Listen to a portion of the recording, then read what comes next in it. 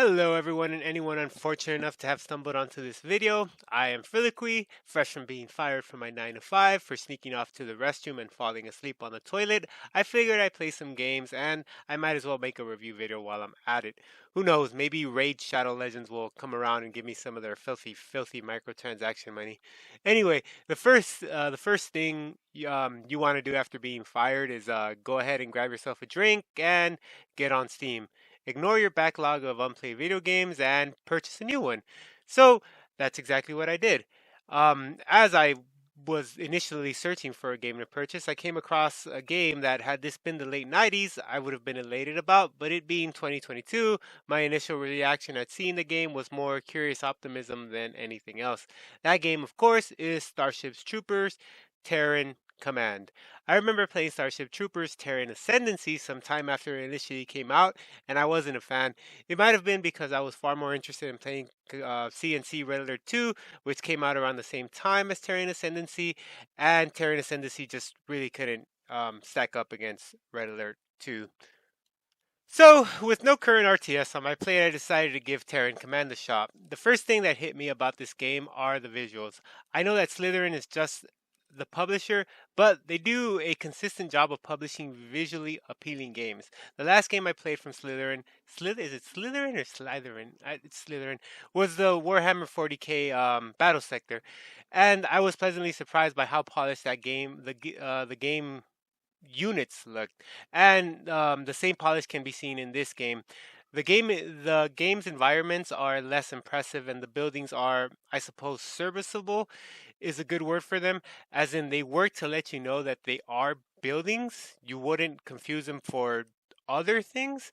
There is nothing necessarily wrong with either the environments or buildings, they just simply come off as bland. It stands in a pretty sharp contrast to the exceptional visual design of the units and actions that each unit is able to do. That goes for both the Federation troopers and the bugs that have somehow mastered interstellar travel, which is always a weird thing about Starship Troopers, but they shoot rocks out of their behinds. Anyway, the game presents an interesting mashup of the story found in the various silver screen movies that have been released. That includes the brain bugs from the very first movie, which I guess technically was released in theaters. Not technically, it was released in theaters. The mind control bugs from Heroes of the Federation, and the bipedal robots from Marauders, also aptly named Marauders. I actually enjoyed both the film and the animated films. The only thing that I couldn't bring myself to keep watching was the CGI animated series called Roughneck's Chronicles. There's something in between there, but it's too long and I really don't. It's not important. In any case, the developers did a good job of pulling from available sources without making it necessary for the players to be familiar with those sources. However, if you are familiar, they present a welcome addition. If you're not, then you could just enjoy the straightforward but still entertaining story. There were moments where I thought the story was going to take a subversive turn, but it looks like the developers didn't want to turn that stone and instead illustrated just how firm the Federation's control and, let's say, Federation loyalty can run.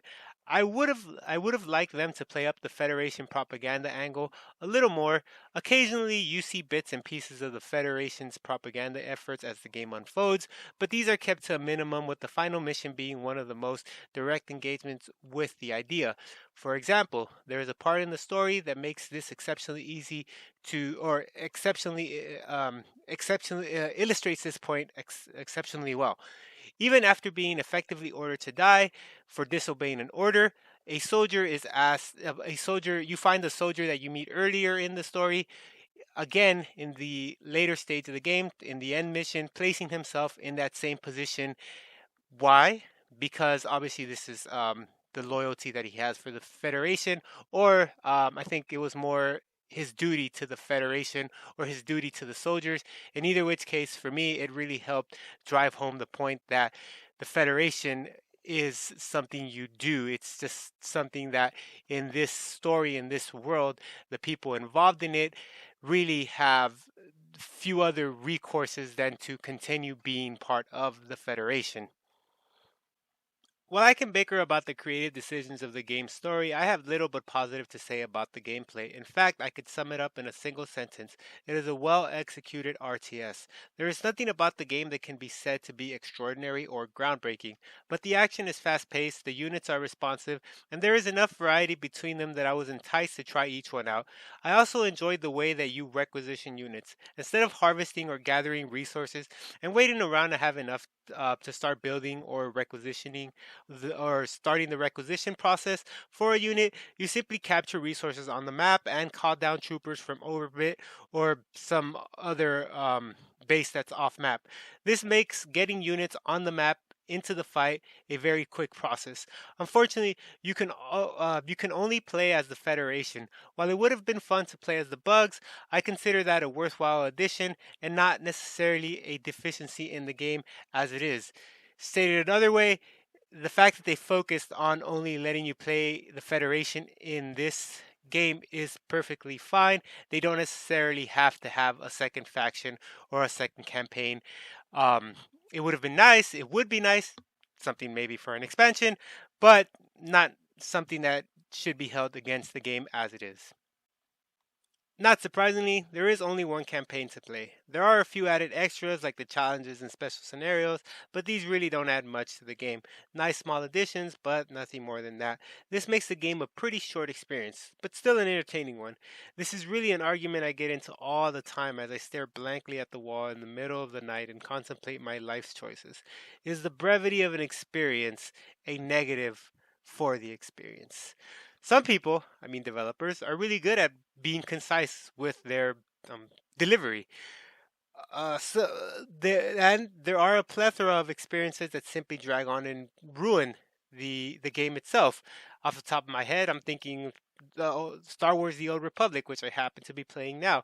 It has plenty of content, and the game world is rather large, and there's stuff to do, but it's all just painstakingly boring, and it's just a grind to get through it. And even the dialogue and video scenes are just okay. This is not a review of Old Republic, but it's just so yeah. Being concise is where you want to be. Anyone that says otherwise is just well disturbingly avaricious. Anyway, the game retails for I think about $30. At least it was $30 when I bought it. So the developers knew what they had on their hands and they priced it accordingly, which I think works. Well, that pretty much wraps up what I had to say about this game. The game is fine, good even, but I can't help but feel the game belongs, or at least would have been better suited to an earlier era, one where the RTS genre was flourishing. But then I think even if it had been released in that era, it likely would have been dwarfed by other far more prominent titles, the most obvious of which being StarCraft because of the pretty apparent thematic similarities. As it stands, this game is a curious novelty. Novelty not in that it is new or unusual, but more in that it provides a brief moment of amusement. I'm pretty sure that's one of the ways you use that word. Anyway, the time has come to assign the game a not entirely arbitrary, but certainly not beholden to any stringent methodology numerical score. I am going to give it a 4 out of 5 brain bugs. The biggest drawback the game has is that it doesn't offer much else beyond the campaign.